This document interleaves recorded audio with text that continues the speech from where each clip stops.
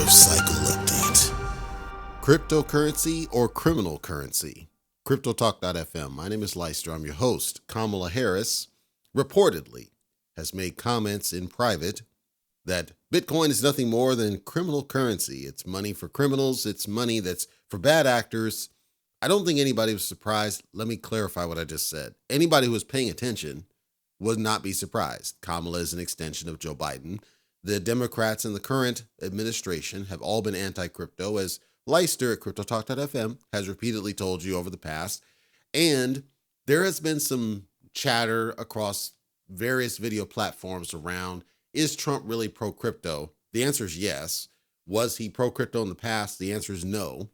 But I think there's a little bit of sway in some of the messaging around what Democrats did under the Gary Gensler approving the ETFs. Let's be clear here. Approving the ETFs, he was bullied into approving both ETFs. It's not that he wanted to do it. He was bullied into doing it. He was bullied into doing it by all the different firms, the BlackRocks and the Grayscale and the, Fidelities and everybody. They bullied him into doing it. Let's just be honest. There's a difference between an acceptance, right? You say, let's move forward with this versus a reluctant, fine. And if you remember, Gensler, even after the Bitcoin ETFs, he said, this is going to be a problem. It's going to be that. He was reluctant. He didn't want to do it. And then with the Ethereum ETFs, he was still cracking down and continues to crack down on the whole staking. So the ETFs that we got could not maximize the profit potential because he was still attacking it and even now continues to do so.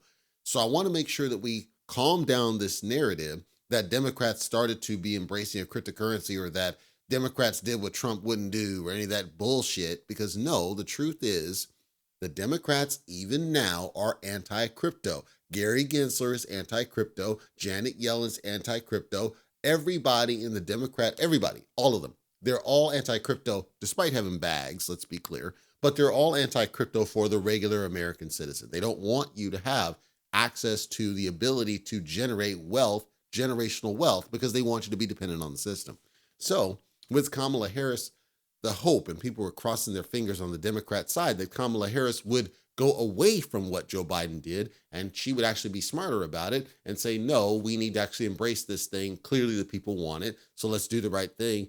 No, she said in private, so I'm sharing what was said in private, allegedly, that no, it's money for criminals and I'm not supporting it. She was supposed to speak at the Bitcoin conference. That is not going to happen. She openly admitted at least that much. So all you just got was the affirmation that you already knew you were going to get, which is that Democrats are anti-cryptocurrency and it's going to kill them come the election. And they don't understand that until they get spanked, because that's what's going to happen. They don't understand that the current, because even if you look at the demographics of the voters who support cryptocurrency is the key demographic that they need to garner support from, because the older generations are not going to support them. The younger generations are who want the Democrats to stay in office. The younger generation are who want the socialism. The younger generation, I just saw articles that said, Kamala went out to different places and we want abortion rights and we want all this. That's the younger generation talking about some of this stuff. They want cryptocurrency because they believe it's their freedom and it's going to somehow magically alleviate them from having to work a regular 9 to 5.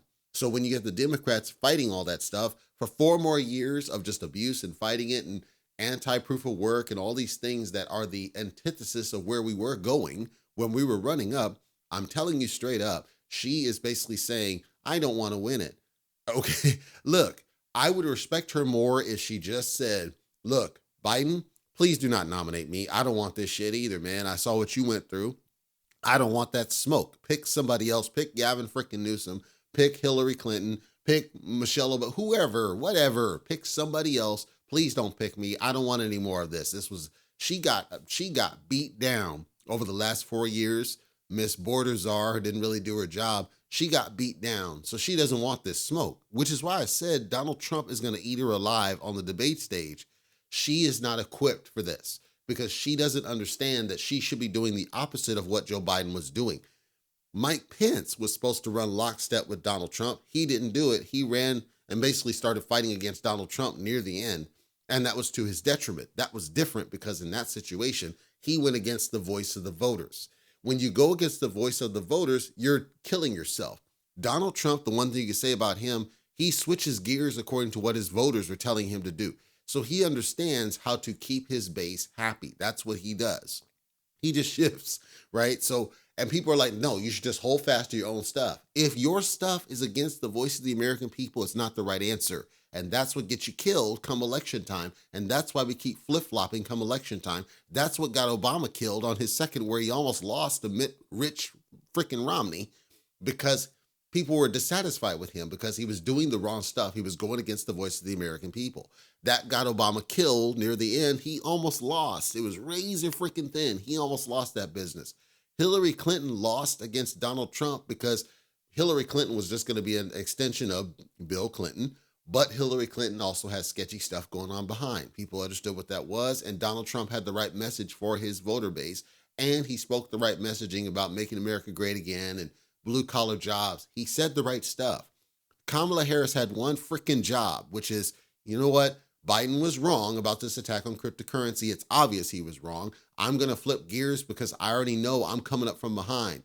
She's coming in with this myth that she's at an advantage. She's not at an advantage. She did get some money coming in there. It's not going to help, because if you don't get all that's coming from people who would have voted for you any damn way. They're new donors, but they're people who held out because Joe Biden is incompetent and senile.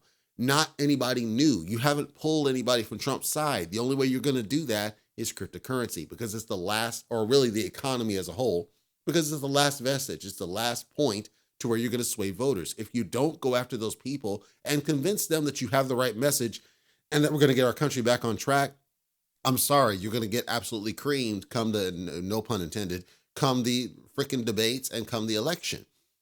That's what the tone deafness is so bizarre to me. Whoever's advising both Biden and Kamala, I don't understand. I don't get it, because it's obvious that cryptocurrency is something that people want, not just the regular Americans, but also institutionals. And yet you refuse to do the one thing that the American people are saying, we want you to support this, but also the larger economy, when people are saying the economy is in the crapper right now, and they're just completely oblivious to that, but yet they'll run full steam. I saw another article said we want the student loan, we want the debts canceled, despite the fact the court just said, shut it down, we're not doing it. And Biden knew that was never going to fly, and he only did it to garner votes, and he knew it wasn't going to pass.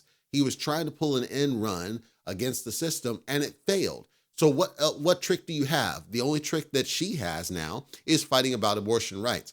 Donald Trump basically said, I think it should be left to the states, ultimately, because I think it's a state issue, but it's going to depend on what the voters are trying to do. If the voters are arguably saying, the vast majority are for it, or the vast majority against it, or whatever, and then he's going to align that to the religious bias, and the religious base is very strong for Donald Trump. They're not supporting Kamala Harris. They weren't supporting Joe Biden. So the tone deafness coming from that side is just bizarre to me. I'm sorry. They don't understand.